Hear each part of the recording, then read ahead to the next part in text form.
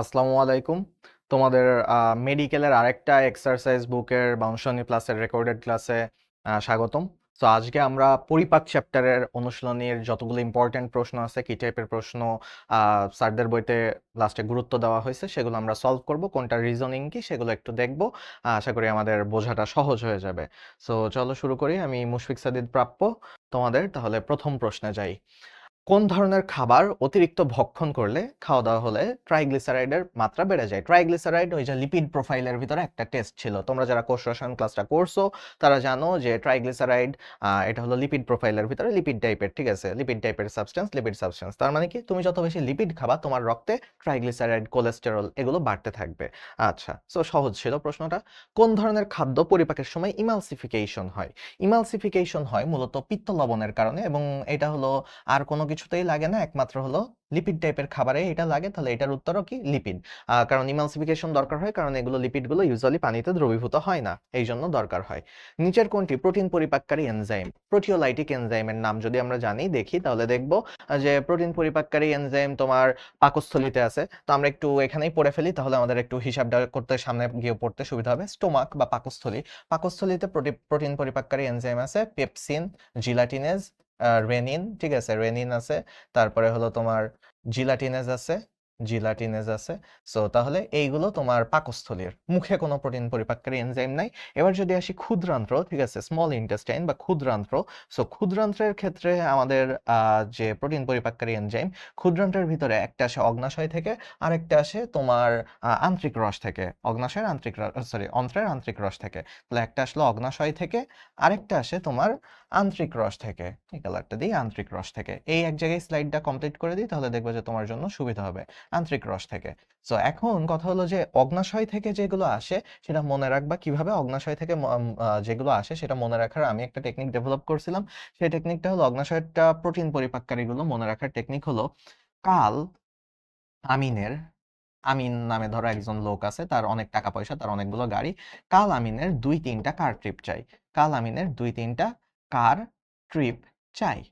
কার গাড়ি, কার ট্রিপ চাই। ট্রিপে যেতে চাচ্ছ তুমি, ধরো তোমাদের মেডিকেল অ্যাডমিশন শেষ হয়ে গেছে, পরীক্ষা শেষ, ট্রিপে যেতে চাচ্ছ। কাল আমিনের 2-3টা কার ট্রিপ চাই। ছন্দ অনেক লম্বা মনে হতে পারে, বাট এখানে এনজাইম আছে 8টা, এইটুকু ছন্দ লাগবেই। তাছাড়া তুমি 8টা এনজাইম মনে রাখতে পারবে না। এখন তুমি যদি 8টা এনজাইম ছেড়ে দিতে চাও, ছেড়ে দিতে পারো, কিছু করার নাই। এখন তুমি যেহেতু আমিনের 2-3টা গাড়ি নিয়ে চলে গেছো, তো তাহলে কি এখন আমিন একা একা বসে আছে? তান্ত্রিক রসে খালি আমিন থাকে, ঠিক আছে, আন্ত্রিক রসে খালি প্রোটিন পরিপাককারীর মধ্যে আমিন থাকে। সো তাহলে এখন চলো দেখি, কাল আমিনের 2-3টা কার ট্রিপ চাই। এই ছন্দটা আমি মুখে মুখেই বলে দিই, এখানে আর লিখে সময় নষ্ট করবো না। তোমরা একটু দরকার হলে পজ করে করে লিখে নাও, যদি প্রথম শুনে থাকো এই ছন্দটা, আর যদি আগে শুনে থাকো তাহলে ভালো। কাল দিয়ে হলো কোলাজিনেজ, আমিন দিয়ে হলো অ্যামাইনোপেপটাইডেজ, 2 দিয়ে হলো ডাইপেপটাইডেজ, 3 দিয়ে হলো ট্রাইপেপটাইডেজ, কার দিয়ে হলো কার্বক্সিপেপটাইডেজ, 5টা হলো। ট্রিপ দিয়ে হলো ট্রিপসিন, ট্রিপসিনের আরেকটা ভাই কাইমোট্রিপসিন আছে, সেটাও লিখে রাখো। আর চাই এর রস্যই দিয়ে হলো ইলাস্টেজ। তাহলে দেখো 8টা এনজাইম হয়ে গেল।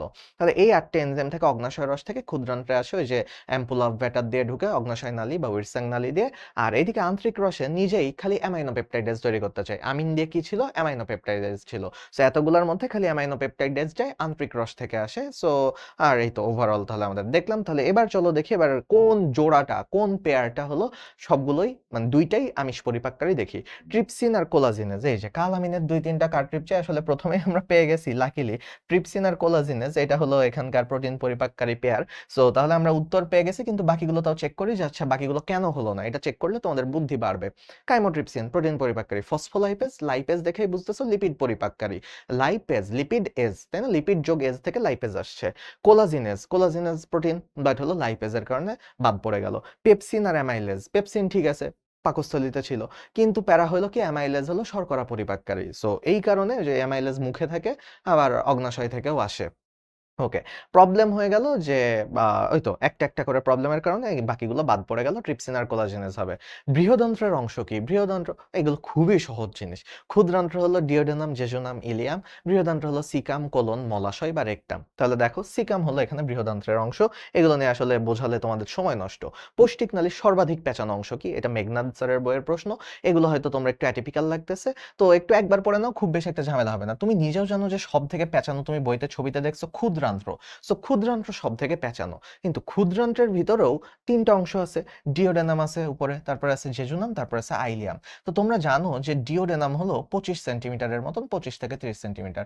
জেজুনাম হলো 2.5 মিটারের মতন। সো গেল। আর বাকি পুরা ক্ষুদ্রান্ত্র কিন্তু হলো 6 থেকে 7 মিটার। তার মানে যদি আমরা আসলে হিসাব করতাম, তার মানে তোমার মোটামুটি সর্বোচ্চ হলে 3 মিটার বাদ গেছে, এখনো 3-4 মিটার বাকি আছে, বা অনেকখানি অংশই বাদ আছে। তো আজমল স্যারের বই অনুযায়ী এখনো তোমার 3/5 বাকি আছে, 3/5 অফ দ্য স্মল ইন্টেস্টাইন এখনো বাকি আছে। সেই 3/5 অফ দ্য স্মল ইন্টেস্টাইন 5 ভাগের 3 ভাগ হলো ইলিয়ামের ভিতরে যায়।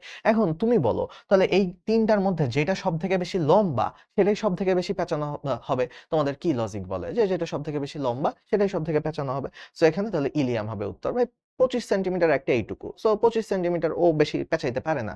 জেজুনাম 2.5 মিটার, ও যতটুকু পেঁচাইতে পারতেছে তার থেকে বেশি পেঁচাইতে পারে ইলিয়াম। ইলিয়াম সব থেকে লম্বা। তাহলে দেখো 2টা এমসিকিউ হয়ে গেল, সব থেকে লম্বা কোনটা, সব থেকে ছোট কোনটা, তাহলে সব থেকে লম্বা যেটা, সব থেকে পেঁচানো সেটা। ওকে, তাহলে আশা করি মনে থাকবে সর্বাধিক পেঁচানো হলো সবচেয়ে লম্বা যেটা সেটাই। ঠিক আছে, সবচেয়ে লম্বা যেটা সেটা। ওকে, সো তাহলে আমাদের একসাথে 2টা এমসিকিউ হয়ে গেল। এরপরে সরি, আচ্ছা এটা খুবই সহজ প্রশ্ন ছিল। অ্যাপেন্ডিক্স হলো কোথা থেকে থাকে? আমরা জানি যে সিকামের এখান থেকে যে অ্যাপেন্ডিক্স একটু বের হয়, তাহলে আসলে এই যে কোলন টোলন গুলো, সরি শেষ হয়ে ক্ষুদ্রান্ত্র শেষ হয়ে তারপরে এখান থেকে যে সিকামটা আসে সে হলো এই যে মলাশয়টা করে। সো এই সিকামের এখানে যে উপবৃদ্ধিটা হয় আঙ্গুলের মতো, এটা হলো সিকামের উপবৃদ্ধি, তাই না? এটা হলো মলাশয়। বাকিগুলো আসলে খুবই অদ্ভুত অদ্ভুত অংশ, সো সেগুলো হবে না। গবলেট কোষ কোথায় পাওয়া যায়? গবলেট কোষ আমাদের সব থেকে বেশি পাওয়া যায় অন্ত্রে। ক্ষুদ্রান্ত্র, বৃহদান্ত্রে আমাদের গবলেট কোষ বেশি পাওয়া যায়। বৃহদান্ত্রেও একটা হিউজ অ্যামাউন্টের গবলেট কোষ পাওয়া যায়। কেন এখানে গবলেট কোষ থাকে? গবলেট কোষের কাজ হলো, পড়ে ফেলি তাহলে একসাথেই আমাদের অনেকগুলো এমসিকিউ সলভ হয়ে যাবে। গবলেট কোষের কাজ হলো মিউকাস উৎপাদন করা। মিউকাসের কাজ কি? মিউকাসের কাজ হলো ইউজুয়ালি পিচ্ছিল করা। ঠিক আছে, মিউকাসের কাজ হলো আমাদের বডিতে পিচ্ছিল করে একটা রাস্তাকে। সো তাহলে যখন আমাদের খাবারগুলো শোষণ হয়ে যাচ্ছে, খাবার আস্তে আস্তে মলটা শক্ত হচ্ছে, তাই না? মল শক্ত হতে থাকলে পেটের মধ্যে যদি আটকায় যেত তাহলে তো মরেই যেতাম, অপারেশন করে বের করতে হতো। সো শক্ত বেশি হয়ে গেলে বের হতে সমস্যা হবে। সো মিউকাস পিচ্ছিল এটা হলো মানে এনশিওর করে যে খাবারটা যেন সামনের দিকে আগাতে থাকে। একসময় সেই খাবারটা বা মলটা, খাবারটা এখন মল হয়ে গেছে, সো সেই অংশটুকু বের হয়ে যাবে মলাশয়ের মাধ্যমে। সো মিউকাস হলো মূলত এই কারণেই লাগে যে খাবারটা যেন সামনের দিকে আগাতে থাকে। মানুষের অন্ত্রের ভিলাইয়ের সংখ্যা কত? আচ্ছা আমাদের সময় মানুষের অন্ত্রের ভিলাইয়ের সংখ্যা ছিল 50,000। সো ভালো কথা, হুট করে আমাদের বছর বইয়ের মানে এডিশন চেঞ্জ হয়ে গেল এবং দেখলাম যে আমাদের আজমল স্যার হলো এটার বানায় দিছে 50 লাখ। সো পোলাপান যারা আছে, দেখো তোমরা হয়তো মনে করো যে যারা পড়াশোনা করে তারা খুবই আতেল হয়। হ্যাঁ, যারা আতেল হয় তারা পড়াশোনা করুক না করুক এমনিতেই আতেল হবে, রেজাল্ট হোক ভালো হোক না হোক। আর যারা হলো দুষ্টামি করে তারা পড়াশোনা করেও করতে পারে। সো তোমাদেরকে মানে তোমার যদি লাইফ এনজয় করতে হয়, যে ভাবতেছো যে ভাইয়া এনজয় করবো, আসলে এনজয় করা না করার সাথে, দুষ্টামি করা না করার সাথে পড়াশোনা রিলেটেড না।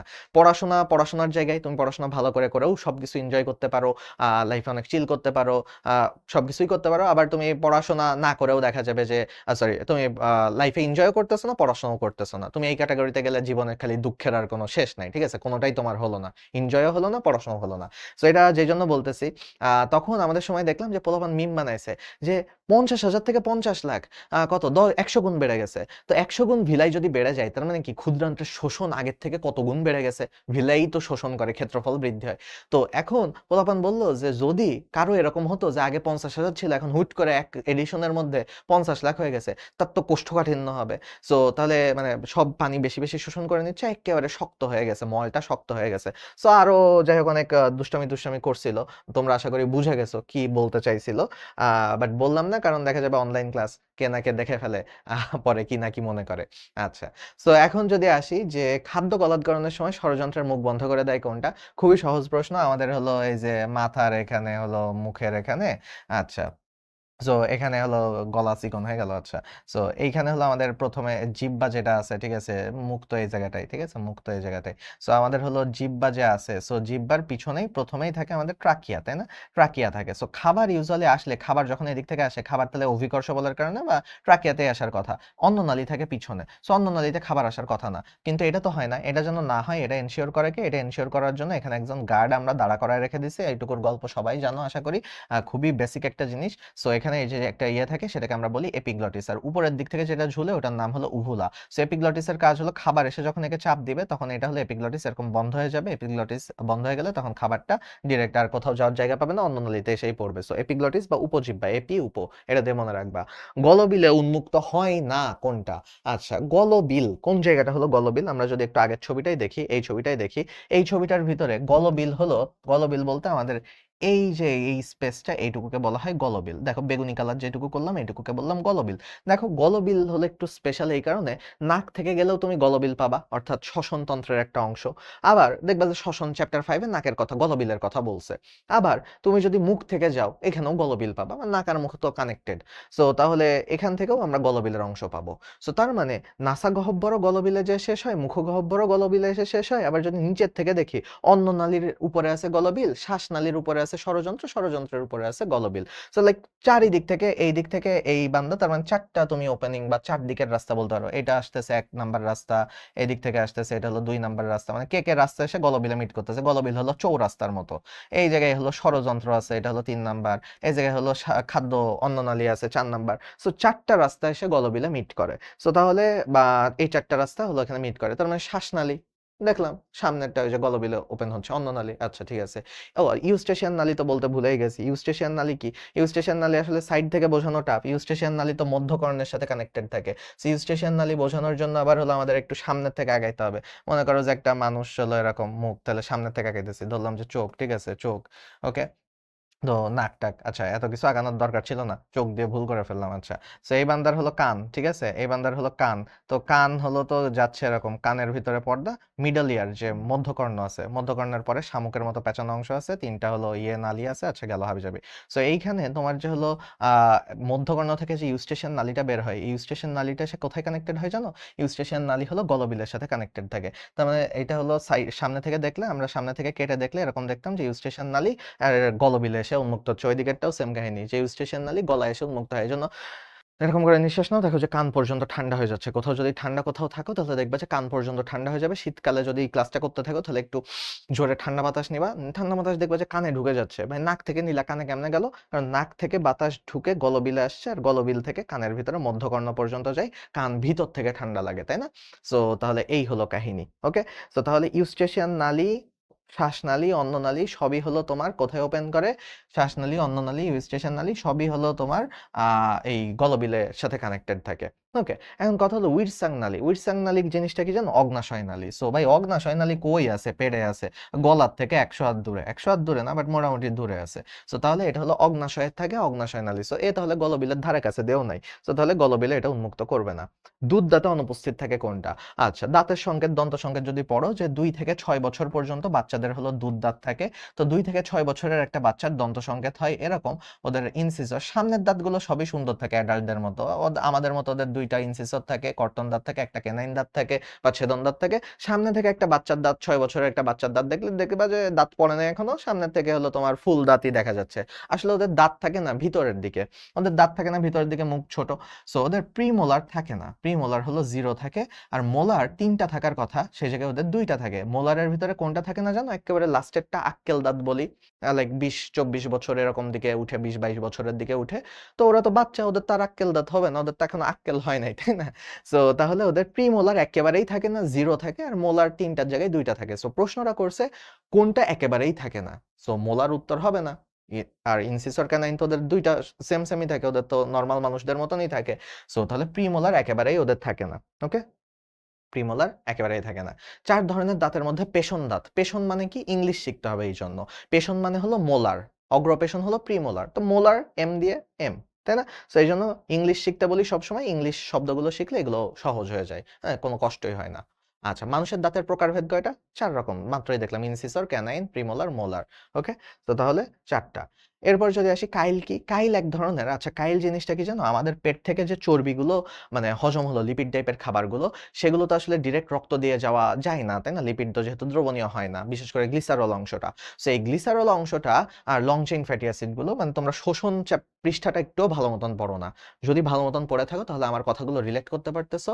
সো গ্লিসারল যে অংশটা আছে, এই অংশটা তোমার কি করে, বা লিপিড যে অংশটা আছে, এটা হলো তোমার, সহজ ভাষায় লিপিডই বলি, যাও এত কঠিন না করে, লিপিড যেটা আছে সেটা হলো তোমার লসিকা দিয়ে যায়, রক্ত যেহেতু পানি, রক্তের ভিতর দিয়ে ওরা যেতে চাচ্ছে না, কমফোর্টেবল ফিল করতেছে না, ওরা হলো লসিকা দিয়ে যায়। তো লসিকা দিয়ে যখন যায়, লিপিড যখন লসিকার সাথে মিক্স হয়, তখন ইউজুয়ালি লসিকার কালারটা কেমন থাকে শুনে রাখো। ইউজুয়ালি লসিকার কালার থাকে স্বচ্ছ, ঠিক আছে, ট্রান্সপারেন্ট কালার থাকে, মানে পানির মতো স্বচ্ছ, তুলনা করার জন্য বলি পানির মতো, ঠিক আছে। তো যখন লিপিডের সাথে মিক্স হয়ে যায়, লিপিডের সাথে যখন মিক্স হয়ে যায় লসিকার সাথে, তখন এটার নাম হয়ে যায় কাইল, এবং এইটা তখন হলো দেখতে হয়ে যায় দুধের মতো সাদা।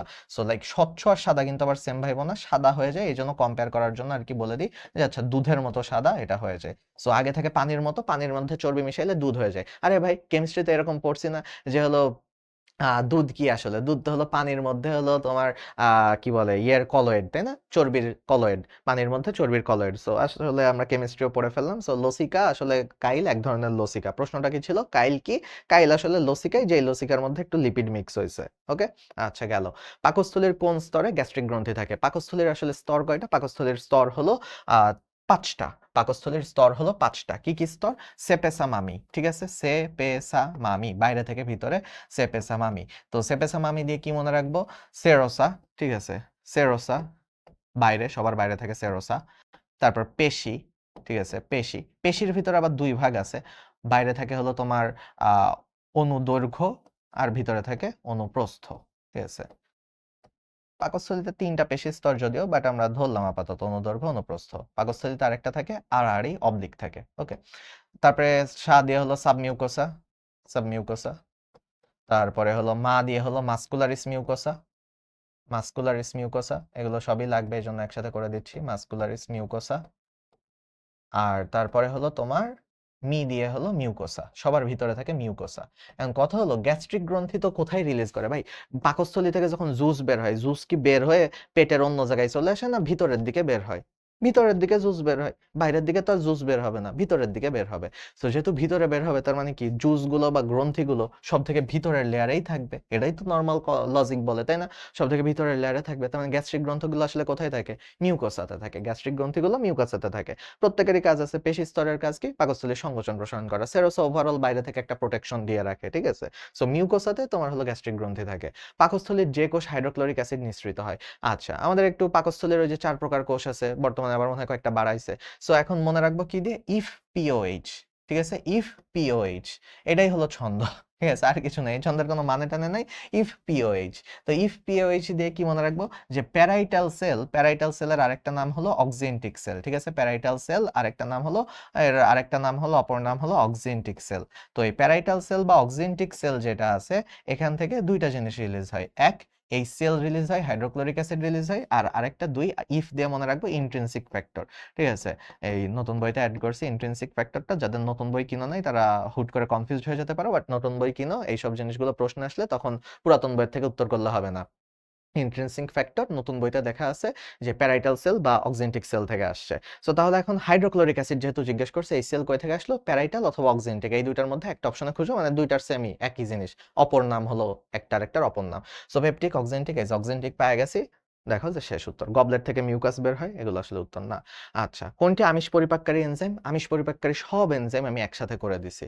সো আবার ওই স্লাইডটাতে যাও, বা খাতায় লিখে ফেললে তো তুমি বুদ্ধিমানের কাজ করছো। সো দেখি, লাইপেজ লিপিডকে ভাঙে, ল্যাকটেজ ল্যাকটোজকে ভাঙে, ল্যাকটোজ একটা দুগ্ধ শর্করা বা শর্করা, রেনিন, রেনিন হলো প্রোটিনকে ভাঙে, তাই না? রেনিন হলো দুধের যে প্রোটিন আছে ক্যাজেইন, ওকে ভাঙে। আইসোমল্টেজ মল্টোজকে, আইসোমল্টোজকে ভাঙে। সো মল্টোজ তো হলো তোমার একটা কার্বোহাইড্রেট। সো উত্তর কি হবে? রেনিন, ঠিক আছে, রেনিন, এখানে উত্তর হবে রেনিন। আচ্ছা, দুধের আমিষের নাম কি? মাত্রই বলে ফেললাম, দুধের আমিষের নাম হলো কেসিন, বা কেমিস্ট্রিতে যারা হলো চ্যাপ্টার 5 ইয়ে রসায়নটা পড়ছো, কর্মমুখী রসায়ন পড়ছো, তারা জানো যে ওখানে আবার একে ক্যাজেইন ডাকছে, আসলে এর ইংলিশ নামের বানান হলো এইটা। তো এক জায়গায় কেমিস্ট্রিতে হাজারি স্যার উচ্চারণ করছে ক্যাজেইন, আর বাংলায় হলো তোমার ইয়েতে কি হলো আজমল স্যার উচ্চারণ করছে কেসিন। তো ভাই একই কথা, যে ইংলিশ বানান পারে তার জন্য আসলে কোনো ব্যাপার না। আর তোমাদের যদি মনে থেকে থাকে, ক্যাজিন হলো 4 টাইপের ছিল ওখানে, কেমিস্ট্রি একটু পড়ায় দিতেছি। আলফা S1 ছিল, আলফা S2 ছিল, যারা পড়ছো তাদের লাভ হয়েছে, মানে তারা হয়তো রিভিশন হয়ে যাচ্ছে। বিটা ছিল আর কাপ্পা ছিল। সো এই 4 রকমের ক্যাজিন ছিল, ঠিক আছে, তোমাদের মনে আছে কিনা একটু চেক করে নিও। আচ্ছা, এবার দেখি ক্ষুদ্রান্ত্রের অংশ 9 কোনটা? ক্ষুদ্রান্ত্রের অংশ 9, সহজ প্রশ্ন, ফান্ডাস, তাই না? ফান্ডাস হলো পাকস্থলীতে থাকে, ডিওডেনাম, জেজুনাম, ইলিয়াম, এগুলো তো হলো ক্ষুদ্রান্ত্রে থাকে। আচ্ছা, ডিওডেনামের প্রাচীরের ডেল্টা কোষ থেকে কোনটা খরিত হয়? আচ্ছা দেখো, ডেল্টা কোষ আমরা যখনই দেখবো যে এই ডেল্টা কোষ অথবা ডি কোষ, ডেল্টা গ্রিক ভাষায় ডেল্টা আর ইংলিশ ভাষায় ডি একই কথা, ঠিক আছে? গ্রিক ভাষায় আলফা, ইংলিশ ভাষায় এ একই কথা, বিটা বি একই কথা। সো ইউজুয়ালি ডেল্টা আর ডি দুইটা শব্দই ইউজ করে, ডেল্টা কোষকে বোঝাইতে অনেক ক্ষেত্রে ডি কোষ ইউজ করে। সো তাহলে এখন যদি দেখি আলিম স্যারের ডেল্টা কোষ দেওয়া আর রাজমল স্যারের ডি কোষ দেওয়া, এই জন্যই আর কি বললাম, এত কথা বলতেছে এই কারণে যে ডেল্টা বা ডি একই জিনিস বোঝাইতেছে এই ক্ষেত্রে, ফিজিক্স টিজিক্সে না এই ক্ষেত্রে। সো এখন চলো দেখি ডেল্টা কোষ থেকে ডিওডেনাম বাদ দাও, বাদ দাও, ডিওডেনামে পরে আসি, তো আমরা একটু অন্য জিনিস পরে আসি। অগ্নাশয়, তাই না? অগ্নাশয়ের চারটা কোষ ছিল, আমরা অগ্নাশয়ের চারটা কোষ আমরা পড়ছি, যে অগ্নাশয়ের চারটা কোষ কি কি ছিল? Alpha, beta, gamma, delta. So alpha থেকে আসতো গ্লুকাগন, দেখো আরো কয়েকটা সামনের এমসিকিউ, আমি তখন আর লিখবো না, এখন একটু মনোযোগ দাও, তাহলে সামনের কয়েকটা এমসিকিউ এর পড়া হয়ে যাচ্ছে। ইনসুলিন, তারপরে বিটা থেকে আসতো ইনসুলিন, ডেল্টা থেকে আসতো প্যানক্রিয়াটিক পলিপেপটাইড পিপি, আর এই ডেল্টা থেকে আসতো সোমাটোস্ট্যাটিন। তাহলে সোমাটোস্ট্যাটিন, দেহের, সোমা মানে দেহ, স্ট্যাটিন মানে স্থিতিশীল অবস্থা, থামায় রাখা, স্ট্যাটিক ইলেকট্রিসিটি, স্থির বিদ্যুৎ, তাই না? সো এখন কথা হলো যে সোমাটোস্ট্যাটিন, সোমা মানে দেহ, স্ট্যাটিন মানে স্থিতিশীল অবস্থা, দেহের অবস্থা স্থিতিশীল রাখে, এটা হলো ডেল্টা করতেছে। সো ডেল্টা আসলে স্থিতিশীল কেমনে রাখে জানো? ডেল্টা আসলে এই আলফার বিটারের উপরে কাজ করে, মানে আলফা আর বিটা ইউজুয়ালি কারো কথা শুনে না, একমাত্র ডেল্টার কথা শুনে। সো ডেল্টা আসলে ওদেরকে কন্ট্রোলে রাখে, নাহলে কন্ট্রোল না রাখলে তো এতদিনে ডায়াবেটিস বা অন্যান্য রোগ হয়ে যেত আমাদের, তাই না? সো তাহলে সোমাটোস্ট্যাটিনের কাজ হলো মূলত এইটা, আর সোমাটোস্ট্যাটিন ডেল্টা কোষ থেকে রিলিজ হয়। একটা ইন্টারেস্টিং জিনিস দেখো, ডিওডেনাম, এটা অগ্নাশয়ের ডেল্টা কোষ, ডিওডেনামের ডেল্টা কোষ থেকেও সেম জিনিসই রিলিজ হয়, সেটা হলো সোমাটোস্ট্যাটিন। সো ডেল্টা কোষ দেখলেই তুমি মোটামুটি তোমাদের সিলেবাসের হিসাবে ডেল্টা কোষ দেখলেই চোখ বন্ধ করে সোমাটোস্ট্যাটিন বলে দিতে পারো। তাহলে এই বইতে এটা সোমাটোস্ট্যাটিন যদিও ডি কোষ লেখা, আজমল স্যারের বই যারা পড়ছো, সো তাহলে ডি কোষ আসলে ডেল্টা কোষও বলা যায়। আর গ্যাস্ট্রিন, গ্যাস্ট্রিন আসে জি কোষ থেকে, এটা সবাই পারো, নামের সাথে মিল আছে। তো আর পেপটাইড ওয়াইওয়ে আর সিসিকে, এগুলো ডিওডেনাম থেকে আসে বলা আছে বা ক্ষুদ্রান্ত থেকে আসে বলা আছে, এটা হলো ডিরেক্ট কোথাও কোন কোষ থেকে আসে বলা নাই। এবার যদি আসি স্টার্চ গ্লাইকোজেন, এটা ভেঙে কিছু একটা এনজাইম দিয়ে ভেঙে মল্টোজ হচ্ছে।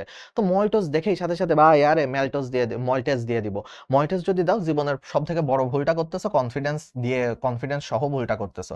সো মল্টোজকে ভাঙে মল্টেজ, নট স্টার্চ আর গ্লাইকোজেনকে ভাঙে। মল্টোজকে মল্টেজ ভেঙে একে গ্লুকোজে কনভার্ট করে। সো এইটা ঠিক আছে, বাট এইটা ঠিক আছে। সো মল্টোজ দেখলেই যে মল্টেজ দিবা না, ব্যাপারটা এরকম না। মল্টোজ যদি এই সাইডে থাকে, ভাঙতে হয়, মল্টোজ ভাঙতে হয়, তখন তুমি মল্টেজ দিবা। এখানে তাহলে আগেই বাদ দিয়ে দিই মল্টেজ, তাহলে এবার আসি ট্রিপসিন বাদ দিই, প্রোটিন টাইপের সাবস্টেন্স ভাঙে। লাইপেজ বাদ দিই, লিপিড ভাঙে। তো ভাই বাকি আছে আর একটা অ্যামাইলেজ। আমরা জানি যে ওই যে মুখে অ্যামাইলেজ আর মল্টেজ থাকে না, অ্যামাইলেজ হলো স্টার্চ আর গ্লাইকোজেনকে মল্টোজে কনভার্ট করে, মল্টোজ পরে মল্টেজ দিয়ে ভেঙে গ্লুকোজে কনভার্ট হয়। সো অ্যামাইলেজ হলো এখানকার উত্তর। দেখো এই প্রশ্নটা তুমি, আমি আসলে তোমাদের থামায় একটু জিজ্ঞেস করা দরকার ছিল। তুমি নিজেই চিন্তা করো, একেবারে অনেস্টলি চিন্তা করো, এই প্রশ্ন যদি তোমার এইভাবে উত্তর করতে যাইতা যে আচ্ছা ভাই স্টার্চ গ্লাইকোজেনকে কোন এনজাইম ভাঙে, অ্যামাইলেজ প্রথমেই মাথায় আসতো না। আসারই কথা। কারণ তোমরা হয়তো যখন এই ক্লাস করতেছো, আমি জানি না তোমরা কি পরিপাক চ্যাপ্টার মাত্র পড়ে বসছো, নাকি পরিপাক চ্যাপ্টার দেখা গেছে ১ মাস আগে পড়ছো, এখন হুট করে একটা রেকর্ডেড ক্লাস দেখতেছো। যাদের এই কাজ করতেছো যে ১ মাস ২ মাস আগে পরিপাক চ্যাপ্টার পড়ছো, এখন হুট করে ভাবলা যে একটু রেকর্ডেড ক্লাসটা দেখে ফেলি, একটু রিভিশন হয়ে যাক। তারা খুব সহজে কনফিডেন্টলি অ্যামাইলেজ বলতে পারবা না। এতগুলো এনজাইম তুমি পড়ছো, এই ১-২ মাসে আরো অনেক কিছু পড়ছো। সো কিন্তু তুমি কনফিডেন্টলি বলতে পারবা এটা মল্টেজ হবে না। তুমি কনফিডেন্টলি বলতে পারবা এটা ট্রিপসিন হবে না। তুমি কনফিডেন্টলি বলতে পারবা এটা লাইপেজ হবে না। তুমি যখন এই মেথডে যাবা যে কোনটা হবে না সেগুলো আগে বাদ দিই, তখন তোমার মনে হবে যে আরে তাই তো আমিও তো ভাবতেছিলাম একটু আগে অ্যামাইলেজ, এখন আমি দেখতেছি যে আরে তাই তো বাকিগুলো হচ্ছে না অ্যামাইলেজ। এই যে এইটাতে তোমার শিওর হবা তুমি ভালো মতন, এটা তুমি ইজিলি পারবা আরকি। মানে এইভাবে উত্তর করাটা বেস্ট ওয়ে এলিমিনেশন মেথডে যাওয়া। আচ্ছা, এবার যদি আসি কোন হরমোন ক্ষুদ্রান্তের আমিষ শোষণ নিয়ন্ত্রণ করে? এটা হলো তোমাদের ওই যে বলি যে শোষণ পার্ট তো তোমরা একটুও পড়ো না ভালো মতন করে। ওই শোষণ পার্টের ওখানে দেখো থাইরক্সিন। থাইরক্সিন হলো শোষণ নিয়ন্ত্রণ করে। থাইরয়েড হরমোন, থাইরয়েড গ্রন্থি থেকে থাইরক্সিন আসে, T4 যেটা। সো কি ছিল কাজ বলো তো? এবার একটু হরমোন চ্যাপ্টার পড়ায় আসি। T4 এর কাজ কি ছিল? যে মেটাবলিজম নিয়ন্ত্রণ করে, যে হলো শক্তি উৎপাদন করাটা, এগুলো নিয়ন্ত্রণ করে। সো থাইরক্সিন কিন্তু তোমার আমিষ শোষণের সাথে রিলেটেড। আর ইনসুলিন আর গ্লুকাগন, এটা হলো তোমার ওই শোষণের ওখানে লেখা আছে, এটা হলো তোমার গ্লুকোজ বা শর্করা শোষণের সাথে রিলেটেড। তাহলে এই দুইটা হলো গ্লুকোজ শোষণের সাথে রিলেটেড, এটা হলো তোমার প্রোটিন শোষণের সাথে রিলেটেড। ওকে, সো এটা ওই শোষণ ২ পৃষ্ঠা যেটা আছে, ওই ২ পৃষ্ঠা তোমরা একটু ভালো মতন পড়ো, কাজে দিবে। আচ্ছা, এবার আসি সবচেয়ে বেশি খাদ্যসার শোষিত হয় কোথায়? সবচেয়ে বেশি খাদ্যসার শোষিত হয় তোমার, আমরা জানি ক্ষুদ্রান্ত্রের ভিতরেই হয়। সো ডিওডেনাম, জেজুনাম না ইলিয়ামের মধ্যে, এটা হলো প্রশ্ন। সব থেকে লম্বাতে কি বেশি শোষণ হয়? আসলে না, ওই লজিকে গেলে এখানে হবে না। জেজু নামে বইতে ডিরেক্ট দেওয়া আছে, জেজু নামে বেশি শোষিত হয়। একটু মনে রেখো কষ্ট করে, জেজু নামে বেশি শোষিত হয়। ক্ষুদ্রান্ত্রের অংশ নয় কোনটা? খুবই সহজ প্রশ্ন ভাই। ক্ষুদ্রান্ত্রের ডিওডেনাম, জেজুনাম, ইলিয়াম, তাহলে সিকাম হলো ক্ষুদ্রান্ত্রের অংশ না। আচ্ছা, সিকাম হলো বৃহদান্ত্রের অংশ। ক্ষুদ্রান্ত্রের ক্ষুদ্র অংশ কোনটা? আমরা আসলে চালাকি একটা করে ফেলছি, আগে তোমাদেরকে পড়ায় দিছি। ডিওডেনাম 25 সেন্টিমিটার, তারপরে জেজুনাম হলো 2.5 মিটার, আর বাদ বাকি যত তিন ভাগের মানে 5 ভাগের 3 ভাগ আছে, অর্থাৎ প্রায় 4-5 মিটার মতো, সেটা হলো পুরাটাই ইলিয়ামে যাচ্ছে। সো আর পাইলোরাস তো ইয়ের অংশ, পাকস্থলীর অংশ। সো ডিওডেনাম হলো সব থেকে ছোট এখানে। লাইপোলাইটিক এনজাইম কোনটা? লাইপোলাইটিক এনজাইম মানে লিপিডকে ভাঙতেছে। তো দেখি লিপিডকে কারা ভাঙে? লিপিডকে যারা ভাঙে তাদের মধ্যে দেখি মুখে কি লিপিড পরিপাককারী কোনো এনজাইম আছে? মুখে আসলে দেখি এই যে, তাহলে ইয়েরটা প্রোটিনটা করে দিছি, তো এখানে করে দিই লিপিডেরটা করে দিই। সো মুখে কোনো পরিপাককারী এনজাইম নাই। স্টোমাক বা পাকস্থলী, পাকস্থলীতে কোনো পরিপাককারী লিপিড পরিপাককারী এনজাইম আছে? আসলে আগে আমরা 9-10 পড়ছি নাই, এবং এটাই মাথায় সেট হয়ে আছে। বাট নতুন বই না, গত 2 বছর ধরে এটা চলতেছে যে পাকস্থলীতে বর্তমানে স্বীকার করা হয় যে পাকস্থলীতে একটা লাইপেজ আছে, তাকে ডাকা হয় গ্যাস্ট্রিক লাইপেজ। তো এই গ্যাস্ট্রিক লাইপেজ যেটা আছে, সেই গ্যাস্ট্রিক লাইপেজ হলো দুর্বল কিছু চর্বিকে ভাঙতে পারে, বা মাখনের চর্বিকে ভাঙতে পারে। এবার আসি ক্ষুদ্রান্ত্র। ক্ষুদ্রান্ত্রের মধ্যে তোমার 2টা রস আসে, পিত্তরসও যদি আসে, বাট পিত্তরস তো তোমার এনজাইম কোনো কন্ট্রোল করে না বা এনজাইম রিলিজ করে না। সো তাহলে এই ক্ষুদ্রান্ত্রের ভিতরে যে অগ্নাশয় রস, আর হলো তোমার, আমরা একেবারে সেই প্রোটিনের মতন রিপিট করতেছি, অগ্নাশয় রস আর হলো তোমার আন্ত্রিক রস।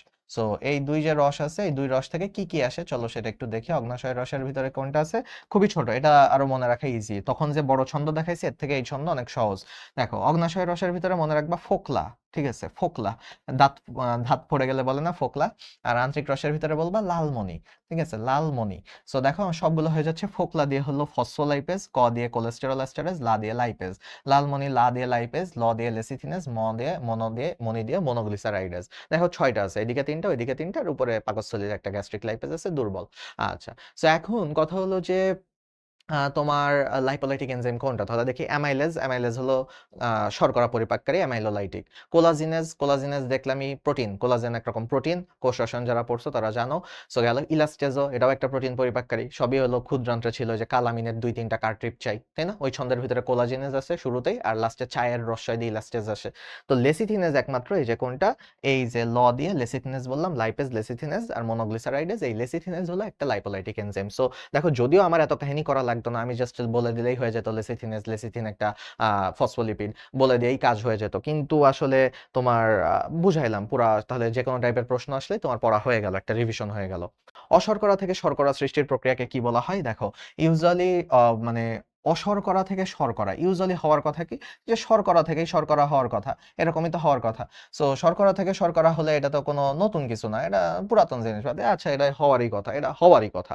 বাট যদি অশর্করা থেকে হয়, অশর্করা মানে কি? অশর্করা মানে তোমার হতে পারে প্রোটিন, প্রোটিন মিন্স হতে পারে অ্যামাইনো অ্যাসিড, প্রোটিন বা অ্যামাইনো অ্যাসিড যেটাই বলো। অশর্করা মানে কি?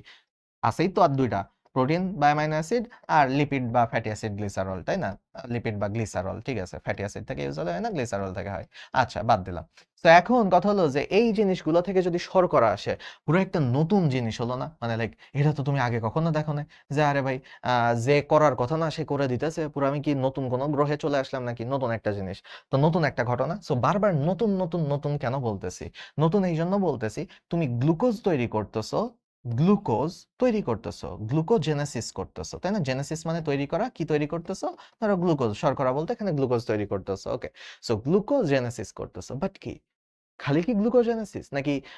এটা তো গ্লুকোজেনেসিস, বাট না, এটা হলো তোমার নতুন একটা জায়গা থেকে গ্লুকোজ তৈরি করতেছো, সেটা হলো গ্লুকোনিওজেনেসিস। নিও মানে নতুন, সো গ্লুকোনিওজেনেসিস, তাহলে এটাকে বলা হয় গ্লুকোনিওজেনেসিস। ক হলো এটার উত্তর, যে মানে তুমি যারা আশাই করো নাই সেখান থেকে তুমি পাচ্ছ, সো সেটা এটা নতুন একটা জায়গা থেকে পাচ্ছ, সো এই জন্য এটাকে গ্লুকোনিওজেনেসিস বলা হয়।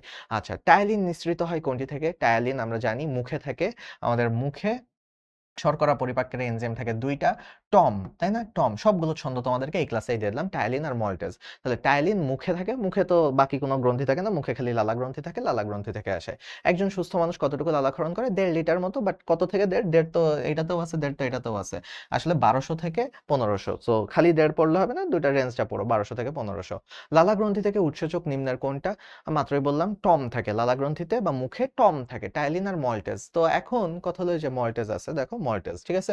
অ্যামাইলেজ থাকে তোমার ওই আন্ত্রিক রসের ভিতরেও থাকে অ্যামাইলেজ, আবার হলো ইয়েতেও থাকে তোমার হলো অগ্নাশয় রসেও থাকে অ্যামাইলেজ। তো ল্যাকটেজও থাকে আন্ত্রিক রসে, সুক্রেজও থাকে আন্ত্রিক রসে, সো এগুলো হবে না।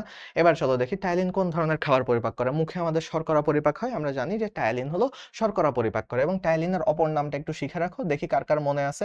Salivary amylase. স্যালাইভা মানে কি? লালা, তাই না? তো লালাতে যে অ্যামাইলেজ থাকে সেটাকে বলা হয় তোমার টায়ালিন, তাই না? অ্যামাইলেজ আর কোথায় কোথায় আছে? অ্যামাইলেজ ওই যে মাত্র বললাম, প্যানক্রিয়াটিক অ্যামাইলেজ হতে পারে, অগ্নাশয় অ্যামাইলেজ থাকে, আবার আন্ত্রিক রসেও অ্যামাইলেজ থাকে, ইন্টেস্টিনাল অ্যামাইলেজ বলে ওটাকে, ঠিক আছে? সো এই জন্য আর কি নামের শুরুতে অ্যামাইলেজ, কোথাকার অ্যামাইলেজ, এই জন্য নামের শুরুতে স্যালাইভারি দেওয়া হয়। কোথাকার অ্যামাইলেজ, পাকস্থল কি বলে, অন্ত্র নাকি অগ্নাশয়, এই জন্য নামের শুরুতে আন্ত্রিক অ্যামাইলেজ বলে, অগ্নাশয় অ্যামাইলেজ বলে, ঠিক আছে? বললে ভালো। আচ্ছা গেল। মানুষের কত জোড়া লালা গ্রন্থি থাকে আমরা জানি? প্যারোটিড এক জোড়া, সাবম্যান্ডিবুলার এক জোড়া, সাবলিঙ্গুয়াল মানে লিঙ্গুলা মানে জিভ, জিভের নিচে থাকে এক জোড়া। সো গালে, ম্যান্ডিবুলার নিচে, জিভের নিচে, সো 3 জোড়া থাকে। যদি কয়টি বলতো 6টি বলতে হতো, 3 দিয়ে দিলেই কিন্তু বিপদ, তখন টি বললে 3 দিয়ে দিলে বিপদ। যকৃত কোন হরমোনটি দ্রুত ধ্বংস করে? আমরা জানি যে যকৃত হলো ফেব্রিট, যকৃতের ফেব্রিট হরমোন হলো স্টেরয়েড টাইপের হরমোনগুলো ধ্বংস করা, যকৃতের হলো ফেব্রিট। তার মধ্যে আরো বেশি ফেব্রিট হলো টেস্টোস্টেরন ধ্বংস করা আর অ্যালডোস্টেরন ধ্বংস করা। সো এইটা হলো একেবারে বইতে সুন্দর করে লেখা আছে, টেস্টোস্টেরন, অ্যালডোস্টেরন। সো তাহলে এই টেস্টোস্টেরন আর অ্যালডোস্টেরন, এই দুটার মধ্যে যেটা অপশন আছে চলো দেখি। অ্যালডোস্টেরন আছে, টেস্টোস্টেরন নাই, তাহলে এটা বেশি বেশি ধ্বংস করে ফেলে।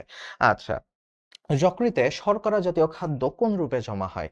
আমরা জানি শর্করাগুলো গ্লুকোজে পরিণত হয়, শর্করাগুলো প্রথমে তো পরিপাকের ফলে গ্লুকোজ হলো, তো রক্তে যখন গ্লুকোজ একটু বেশি হয়ে গেছে বা গ্লুকোজ বেশি খেয়ে ফেলছো, তখন সেগুলো গ্লাইকোজেন আকারে জমা হয়। সো উত্তর কি হবে? গ্লাইকোজেন। এই জন্য গ্লাইকোজেন আমাদের দেহের সঞ্চয়ী শর্করা, বলতে পারো যে গ্লাইকোজেন আকারে জমা হয়, বাকিগুলো একটাও হবে না।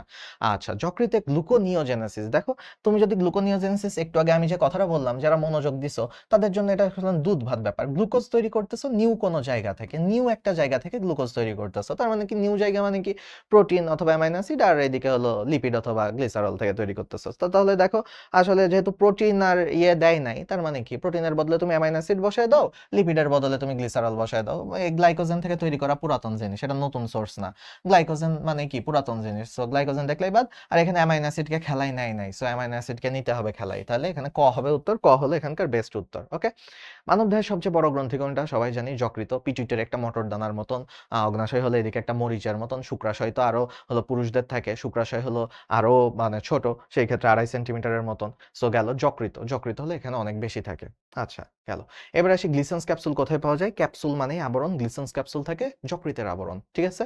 বাকিগুলোর আবরণের ব্যাপারে বইতে তেমন কিছু লেখা নাই, ঠিক আছে? সবগুলোর আবরণ যা যা বইতে আছে, ফুসফুসের আবরণ প্লুরা, হার্টের আবরণ পেরিকার্ডিয়াম, সবগুলো একটু দেখে নিও। ওকে, সো গেল।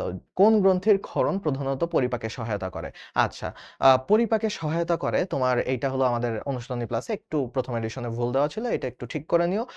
আসলে খুবই সহজ জিনিস, যকৃত হেল্প করতেছে তোমার কোন পরিপাকের ক্ষেত্রে, যকৃত হেল্প করতেছে। ভাই যকৃত থেকে যত কিছু আসতেছে, এটা আসলে পিত্তরস আসতেছে, আবার হলো সব খাদ্য হলো শোষণ টোষণ করে সব কিছুতে হেল্প করতেছে, গ্লুকোজকে গ্লাইকোজেনে কনভার্ট করতেছে, তাই না? সো বিপাকে সাহায্য করতেছে, দূষিত পদার্থগুলো ফিল্টার আউট করতেছে। সো উত্তর হলো যকৃত। গোনাড তো হলো, গোনাড মানে সেক্সুয়াল অর্গান, রিপ্রোডাক্টিভ অর্গান, জননাঙ্গ, সো গুলো তো হবেই না।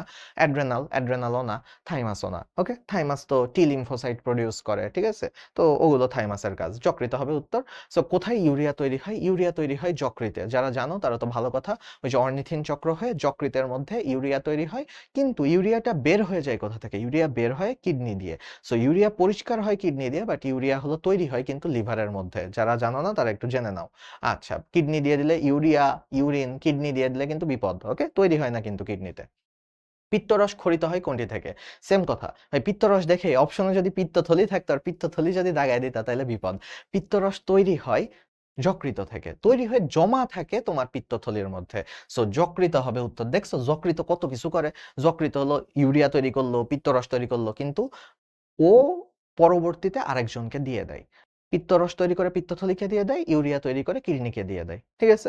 সো একটু এগুলো কনফিউজিং জিনিসপাতি, মানে কনফিউজিং না, একটু মানে খেয়াল করার জিনিসপাতি।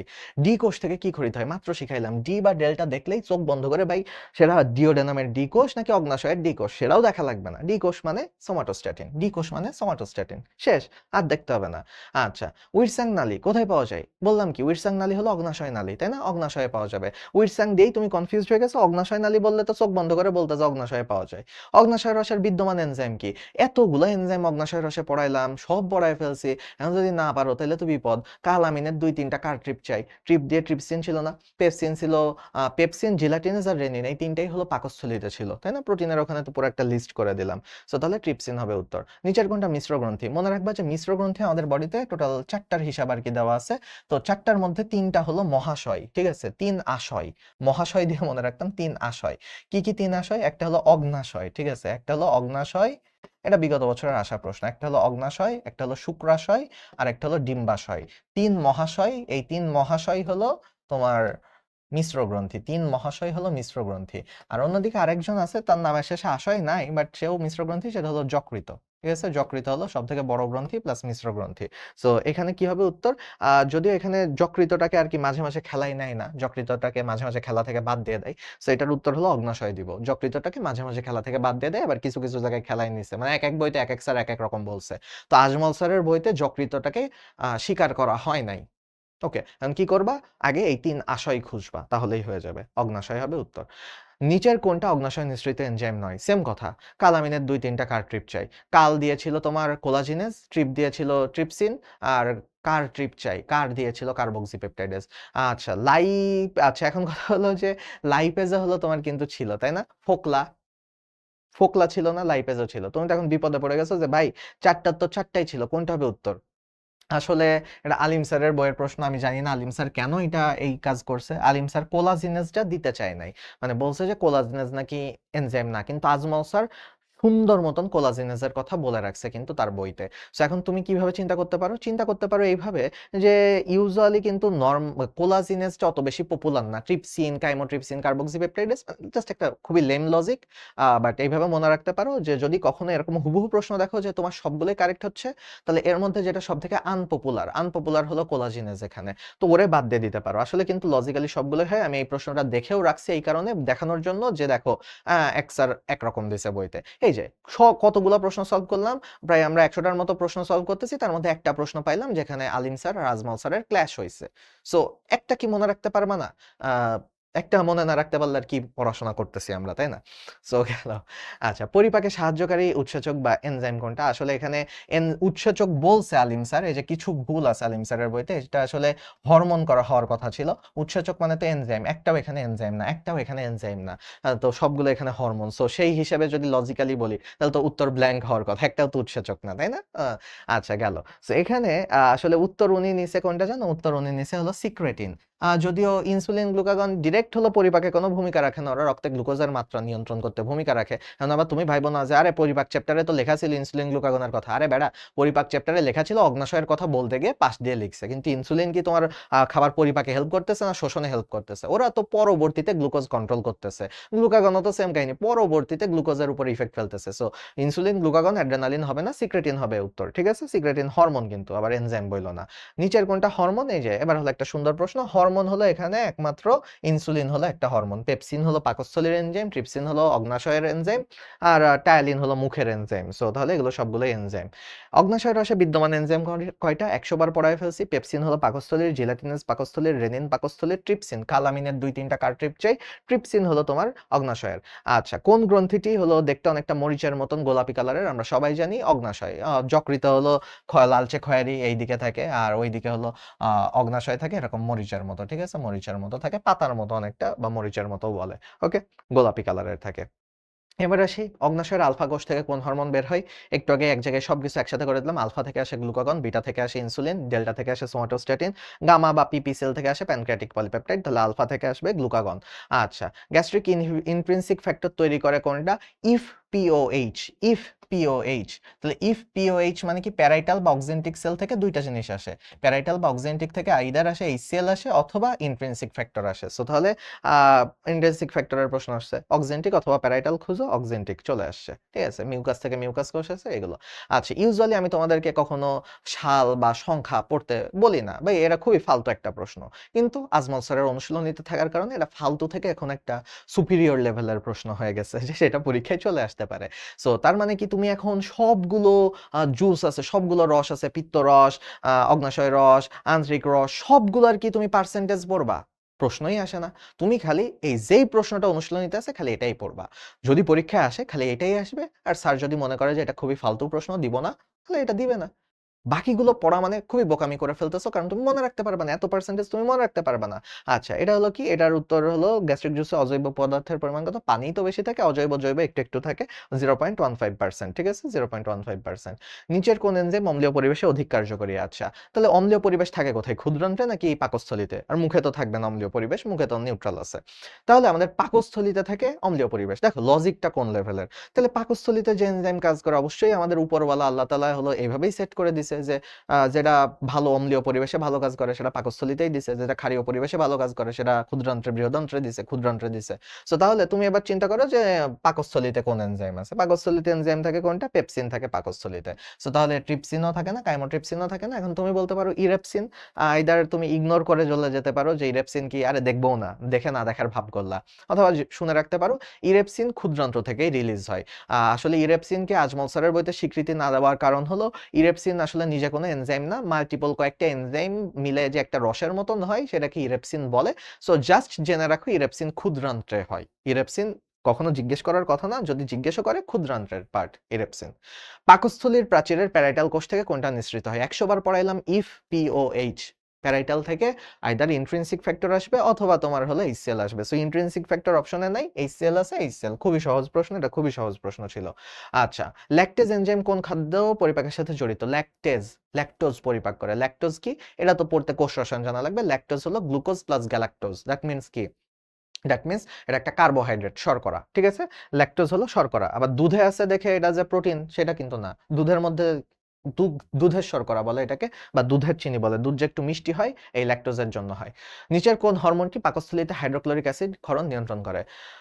আচ্ছা, এটা হলো জিজ্ঞেস করছে কোষ না, এটা হলো হরমোন জিজ্ঞেস করছে। সো পাকস্থলীর সাথে সম্পর্ক হলো সবথেকে ভালো কার? ভাই পাকস্থলী মানে আমরা জানি যে গ্যাস্ট্রিক শব্দটা দেখলে আমরা বুঝবো পাকস্থলী। কার্ডিয়াক মানে হার্ট, পালমোনারি মানে লাংস, সেরেব্রাল মানে ব্রেইন ট্রেন বুঝাইতেছে। ঠিক আছে, তো তাহলে এখন গ্যাস্ট্রিক বলতে বোঝাইতেছে এখানে তোমার গ্যাস্ট্রিন বোঝাইতেছে। ঠিক আছে, গ্যাস্ট্রিন হলো গ্যাস্ট্রিকের সাথে রিলেটেড। গ্যাস্ট্রিন দিয়ে এইচসিএল ক্ষরণ নিয়ন্ত্রণ হয়। মানুষের দ্বিতীয় মস্তিষ্ক কোনটাকে বলা হয়? মানুষের দ্বিতীয় মস্তিষ্ক বলা হয় এন্টেরিক স্নায়ুতন্ত্র। ভাই এন্টেরো মানে কি? এন্টেরো বলতে এখানে অন্ত্র বা আন্ত্রিক স্নায়ুতন্ত্র বোঝাচ্ছে, যে আন্ত্রিক স্নায়ুতন্ত্র। এন্টেরিক বলতে আন্ত্রিক স্নায়ুতন্ত্র বোঝাইতেছে। ওকে, সো এখন কথা হলো যে দ্বিতীয় মস্তিষ্ক কেন বলা হয়? কারণ এইখানে যত জটিল সিস্টেম আছে পুরো একটা বিশাল বড় কাজ করতেছে। পরিপাক বলা যায় যে অনেক জটিল একটা কাজ করতেছে। সো এটা আমাদের ব্রেইন ডিরেক্টলি কন্ট্রোল করে না। সো এ নিজের মত মানে ডিরেক্টলি কন্ট্রোল করে বলতে যে অটোনমিক ভাবে এটা কন্ট্রোল হচ্ছে, স্বয়ংক্রিয়ভাবে।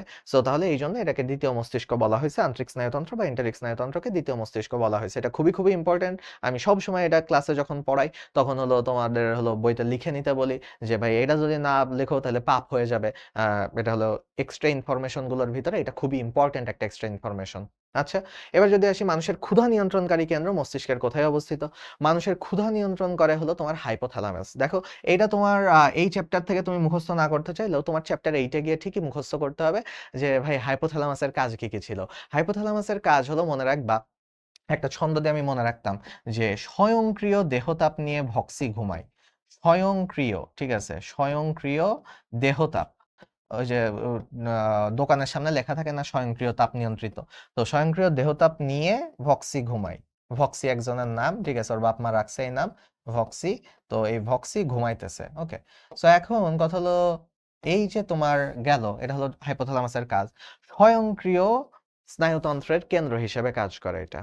ভালো কথা, দেহতাপ নিয়ন্ত্রণ করে। অর্থাৎ তোমাদের জ্বর আসবে কখন জানো? জ্বর আসবে যখন তোমার হলো হাইপোথ্যালামাসে পাইরোজেন যাবে। এটা চ্যাপ্টার 10 এ পড়ছো, যারা চ্যাপ্টার 10 পড়ছো, প্রতিরক্ষা পড়ছো, তারা জানো যে পাইরোজেন ক্ষরণ করে সেটা হাইপোথ্যালামাসে গেলে জ্বর চলে আসে। আচ্ছা, তাহলে দেহতাপ নিয়ন্ত্রণ করে। ভক্সি হলো ভেসোপ্রেসিন আর অক্সিটোসিন। ভেসোপ্রেসিন রিলিজ করে, অক্সিটোসিন, দুইটা নিউরো হরমোন আছে, এই দুইটা হরমোন রিলিজ করে। ঘুমাই, ঘুম, এই এক ঘুম দিয়ে যে শুরু করলে এবার সবকিছু হয়ে যাবে। ঘুম, ঘাম, ঘৃণা, রাগ, ক্ষুধা, ঘৃণা, রাগ, ক্ষুধা, ভালো লাগা, ভালোবাসা, সবকিছু এই জায়গা দিয়ে কন্ট্রোল হয়ে যাবে। তাহলে দেখো ক্ষুধা কোনটা? ক্ষুধা হলো হাইপোথ্যালামাস। ওকে, ক্ষুধা হলো হাইপোথ্যালামাস। এবার যদি আসি কোনটি আহারের পর পরিবর্তন ছাড়াই সরাসরি দেহে শোষিত হয়?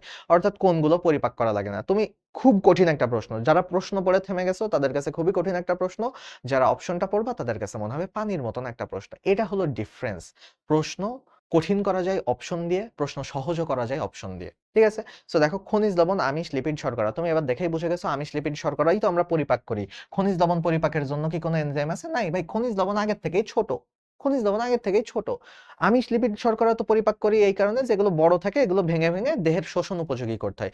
খনিজ লবণ খাই আমরা, বা যতটুকু যাই আমাদের বডিতে সেটুকু আগের থেকেই ছোট থাকে। ওরা আর কি পরিপাক করবো? সো ওকে কোনো পরিবর্তন ছাড়াই আমার দেহ শোষণ করে নিতে পারে।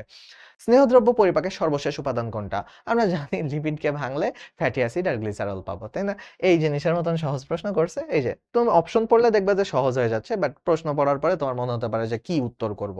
তাই এই জন্যই মেডিকেল ভর্তি পরীক্ষার একটা প্লাস পয়েন্ট, তুমি যদি এটা ইউটিলাইজ করতে পারো, দ্যাট ইজ তোমার হলো কি বলে এটাকে, তোমার হলো এমসিকিউ এটা। সো এমসিকিউ এর অনেক সুবিধা আছে। এটা হলো একটা সুবিধা। গবলেট কোষের কাজ কি? গবলেট কোষের কাজ অনেক আগেই পড়ায় ফেলছি, মিউকাস তৈরি করে। এই যে অন্ত্রের ভিতর অনেক বেশি থাকে, মিউকাস তৈরি করে। আচ্ছা গেল। এবার পৌষ্টিক নালীর যে অংশ দিয়ে বেশিরভাগ পানি পরিশোষণ ঘটে, আমরা এটা দেখে রাখি। আমাদের হলো পৌষ্টিক নালীর অন্ননালী, পাকস্থলী, ইলিয়াম কোনটাই হবে না। কোলন। কোলন দিয়ে প্রচুর পানির শোষণ ঘটে। কারণ কি? ওই যে কোলন পর্যন্ত গিয়ে বৃহদান্ত্রে গিয়ে ওখানে আর কোনো খাবার শোষণ হয় না। ক্ষুদ্রান্ত্রে যা খাবার শোষণ হওয়ার হয়ে গেছে। কোলনে গিয়ে এখন মলটা শক্ত হতে থাকে। নাহলে তো ডায়রিয়া হয়ে যাবে। সো মলটা শক্ত হতে হতে ওই সময় মানে কোলনে বাকি পানিটুকু শোষণ হয়ে যায়। পাকস্থলীর প্রাচীরের কয়টা আছে? সে, পে, সা, মা, মি। ৫ টা স্তর। সে, পে, সা, মা, মি। তাহলে কয়টা উত্তর হবে? ৫ টা। সে, পে, সা, মা, মি লিখছি আগেই। সো এখানে আর লিখলাম না। ওকে? তাহলে থ্যাংক ইউ তোমাদের সবাইকে। আমাদের হলো এই পরিপাক চ্যাপ্টারে এইটুকুই। এগুলোই ইম্পর্টেন্ট প্রশ্ন ছিল। তাছাড়া আরো কোনো প্রশ্ন থাকলে তোমরা আমাদের টেলিগ্রাম গ্রুপে, মেডিকেলের জন্য ডেডিকেটেড টেলিগ্রাম গ্রুপে করো প্রশ্ন, অথবা ফেসবুক গ্রুপে করো, অথবা আমাকে জিজ্ঞেস করতে পারো, কোনো ভাইকে জিজ্ঞেস করতে পারো। তোমাদের জন্য আমরা সবসময় আছি ইনশাআল্লাহ। আল্লাহ হাফেজ। ভালো করে পরীক্ষা দিও।